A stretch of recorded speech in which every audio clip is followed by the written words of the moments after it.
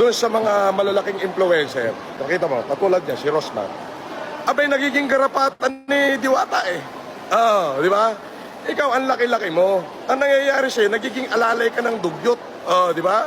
Bakit hindi ka gumawa ng katulad nito? Kung kailangan mo ng doktor, bibigyan kita. Kung kailangan mo ng salamin na ibibigay, bibigyan kita. Di ba? Eh, ang tutulungan mo, mas mayaman pa sa'yo. Ano nangyayari sa'yo? Di nagiging kupa. Di ba? Mas maraming higit na nangangailangan.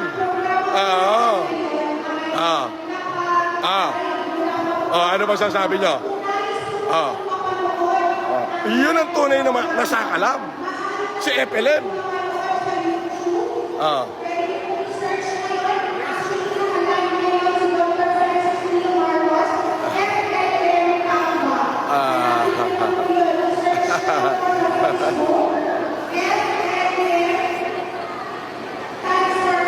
Yes. Binaba niya sarili niya. Binaba niya yung sarili niya. Di ba? Di ba?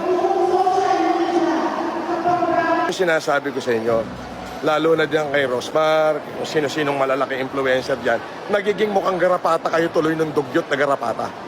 Di ba? So instead na nandiyan kayo for the views, spend kayo ng oras diyan, why don't you try to create remarkable change? Not only in your life, but in the lives of others. Make other people's happy. Di ba? Hindi ko kayo masisisi, pero ang tingin ko sa inyo, di ba? Eto day 2. Pangalawang araw to. May day 3 pa. Meron pang bukas, pangatlong araw. Di ba? Sabi, Rosmar, pulpul, tapatan mo nga. Sabi ni Joyce Flora, Rosmar, bubok, asan ka ngayon? Tahi ka. Basher, pasok.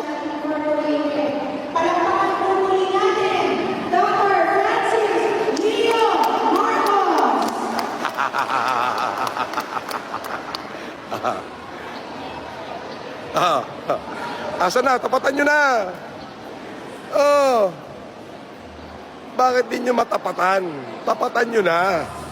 That is the true face of humanity. Pangalawang araw to. This is day 2. Kahapon day 1. This is the true face of humanity.